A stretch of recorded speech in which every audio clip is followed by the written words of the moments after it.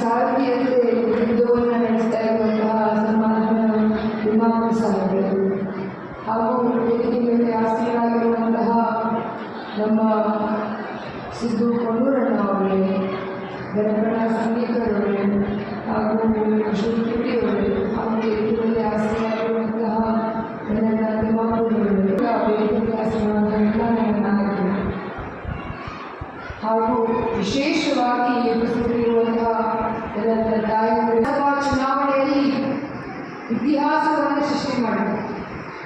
ಇತಿಹಾಸ ಇಡೀ ಮುಧೋಳ್ ಮತಕ್ಷೇತ್ರದಲ್ಲಿ ಯಾವುದಾದ್ರೂ ಕ್ಷೇತ್ರ ಅಥವಾ ಊರು ಇತಿಹಾಸವನ್ನು ಸೃಷ್ಟಿ ಮಾಡಿದ್ರೆ ಅದು ನನ್ನ ಬೆಳಗ್ಗೆ ಅಂತ ನನಗೆ ಬಹಳ ಹೆಮ್ಮೆ ಅನಿಸ್ತದೆ. ನೀವು ವಿಧಾನಸಭಾ ಚುನಾವಣೆಯಲ್ಲಿ ಅಭಿವೃದ್ಧಿ ಪರ, ಒಬ್ಬ ನಾಯಕರ ನಾಯಕತ್ವದ ಪರ ಹಾಗೂ ಸಾಮಾನ್ಯ ಜನರ ಹಿತದೃಷ್ಟಿಯ ಪರ ನಿಮ್ಮ ಮತವನ್ನು ನೀವು ನೀಡಿ. ಆದರೆ ಎಲ್ಲರಲ್ಲಿ ನನ್ನ ಬೆಳವಣಿಗೆ ವಿನಂತಿ ಏನು ಅಂತಂದರೆ, ಈ 2024ರ ಚುನಾವಣೆ ಇನ್ನೂ ಸಂಯುಕ್ತ ಪಾಟೀಲವರ ಚುನಾವಣೆ ಅಲ್ಲ. ಯಾಕೆ ನಾನು ಈ ಮಾತನ್ನು ಹೇಳ್ತೀನಿ ಅಂತಂದ್ರೆ, ನಮ್ಮ ಭಾರತ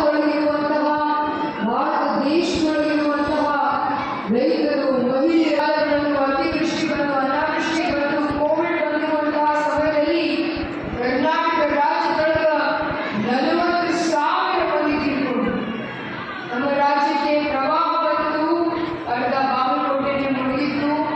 ಇವಾಗ 70 ವರ್ಷದ ಭೀಕರ ಬರಗಾಲವನ್ನು ನಾವು ನೋಡಿದಾಗಲೂ ಕೂಡ ಬಿಜೆಪಿ ಪಕ್ಷದಿಂದ ಒಬ್ಬರು ಕೂಡ ನಾವು ಮಾತಾಡಿಸಿದ್ದೇವೆ. ಆದರೆ ಇವತ್ತು ಚುನಾವಣೆ ಅಲ್ಲ ಅಂತಂದ್ರೆ ಅವರು ಇವತ್ತು ಮತವನ್ನು ಕೇಳಕ್ಕೆ ಬರ್ತಾ ಇದ್ದಾರೆ. ಸೊ ಅದಕ್ಕಾಗಿ ಇರುವಂತಹ ಎಲ್ಲ ಕೈಯನ್ನು ನೀವು ಬಲಪಡಿಸಬೇಕು ಅಂತ ನಮ್ಮೆಲ್ಲರಲ್ಲಿ ವಿನಂತಿಯನ್ನು ಮಾಡಿಕೊಳ್ಳಲು ಇಚ್ಛಪಡ್ತೀನಿ. ವಿಶೇಷವಾಗಿ ಎಲ್ಲ ನಾಯಕರಿಗೆ 2,000 ರೂಪಾಯಿ ಬರಾಗಲ್ರಿ ಎಲ್ಲರಿಗೂ ಬರಾಗ ಬಾಜುದಲ್ಲಿ ಯಾಕೆ ಯಾಕಂದ್ರೆ ಅವ್ರು ರೊಕ್ಕ ಬಂದು ಬರಲಿಕ್ಕೆ ಹೌದಿಲ್ರಿ, ಎಲ್ಲರೂ 2,000 ರೂಪಾಯಿ ಬರಾಕತ್ತಾವು. ಹಾಗಾಗಿ ನಿಮ್ಮ ಕರೆಂಟ್ ಬಿಲ್ ಫ್ರೀ ಆಗೈತಿ, ಕರೆಂಟ್ ಬಿಲ್ ಫ್ರೀ ಆಗೈತಿ. ಹಾಗೂ ಇವರಿಗೆ ಪ್ರತಿ ವರ್ಷ 1,00,000 ರೂಪಾಯಿಯನ್ನ ನಾವು ನಿಮಗೆ ಕೊಡಬೇಕಂತ ನಿರ್ಧಾರವನ್ನು ಮಾಡೀವಿ. ಅದರ ಜೊತೆಯಾಗಿ ಎಲ್ಲ ನಮ್ಮ ಕಾಕ ನಮ್ಗೆ ಭಾಳ ಹೇಳಕತ್ತಿದ್ರು, ಎಲ್ಲ ಹೆಣ್ಮಕ್ಳಿಗೆ ಕೊಡಕತ್ತಿದ್ರು, ಎಲ್ಲ ಹೆಣ್ಮಕ್ಳಿಗೆ ಕೊಡಕತ್ತಿದ್ರು, ಭಾಳ ಹೇಳಕತ್ತಿದ್ರು ಅವರು. ಅದಕ್ಕೆ ಕಾಕರಿ, ಇನ್ನು ಮುಂದೆ ಕೇಂದ್ರ ಸರ್ಕಾರದಲ್ಲಿ ಕಾಂಗ್ರೆಸ್ ಪಕ್ಷ ಅಧಿಕಾರಕ್ಕೆ ಬಂತು ಅಂತಂದ್ರೆ ಪ್ರತಿಯೊಬ್ಬ ರೈತರ ಸಾಲವನ್ನು ನಾವು ಮನ್ನಾ ಮಾಡ್ತೀವಿ ಅಂತ ನಾ ಈ ವೇದಿಕೆ ಮೂಲಕ ಎಲ್ಲ ನಮ್ಮ ರೈತರಿಗೆ ನಿಮ್ಮ ಸಂಕಷ್ಟದ ಕಾಲದೊಳಗೆ ನಿಮಗೆ ಅಂತಂದ್ರೆ 2, 3, 4 ಲಕ್ಷ ರೂಪಾಯಿ 8 ಲಕ್ಷ ತನಕ ಬಿಲ್ ಬಂದು 2, 3 ಸಾಲ ತಗೊಂಡು ನೀವು ಅವ್ರಿಗೆ ಹಾಸ್ಪಿಟಲ್ ಬಿಲ್ಲನ್ನು ಎಷ್ಟೋ ಜನ ತುಂಬಿರಿ. ಆ ಪರಿಸ್ಥಿತಿ ಮುಂದೆ ನಮ್ಮ ದೇಶದೊಳಗಿರುವಂತಹ ಯಾವ ಬಡ ಜನರಿಗೂ ಕೂಡ ಬರಬಾರ್ದು ಅನ್ನುವಂತಹ ಉದ್ದೇಶದಿಂದ ಲಕ್ಷದವರೆಗೆ ನಾವು ಆರೋಗ್ಯ ವಿಮೆಯನ್ನು ನೀಡಬೇಕು ಅನ್ನುವಂತಹ ನಿರ್ಧಾರವನ್ನ ನಮ್ಮ ಸರ್ಕಾರ ತಗೊಂಡಿದ್ವಿ. 25 ಲಕ್ಷ ತನಕ ನಾಳೆ 25 ಲಕ್ಷ ರೂಪಾಯಿ ನರೇಂದ್ರ ಮೋದಿಯವರ ವಿನಂತಿ ಏನು ಅಂತಂದ್ರೆ, ಇವೆಲ್ಲರೂ ಕೂಡಿ ಕಾಂಗ್ರೆಸ್ ಮುಖ್ಯಮಂತ್ರಿಗಳು ಯಾವತ್ತಿಗೂ ಕೂಡ ಕರ್ನಾಟಕ ರಾಜ್ಯದ ರೈತರ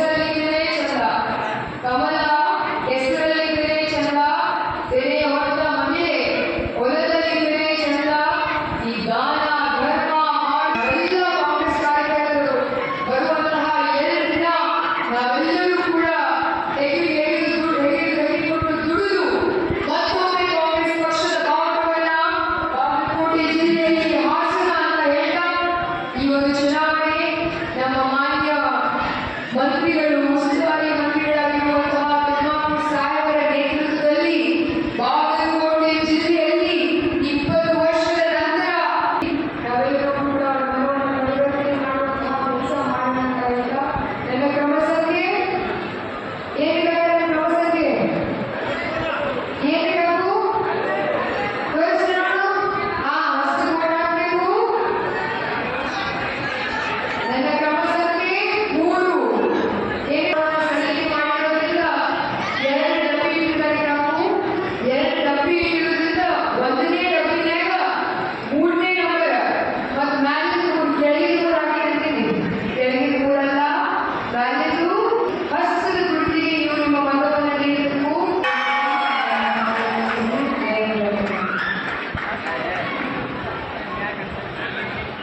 ಇಲ್ಲಿ ಸನ್ಮಾನದಲ್ಲಿ ಅರವಿಂದ್ ತಿಮ್ಮಾಪುರ ಸಾಹೇಬರು ಮಾತಾಡ್ತಾರೆ ಕೇಳಿಕೊಂಡಿದ್ದಾರೆ. ಸಹೋದರಿ ಗೆಲ್ಲಿಸಬೇಕು, ಅವ್ರಿಗೆ ಆಶೀರ್ವಾದ ಮಾಡಬೇಕಂತೇಳಿ ನಿಮ್ಮೆಲ್ಲ ಕೇಳಿ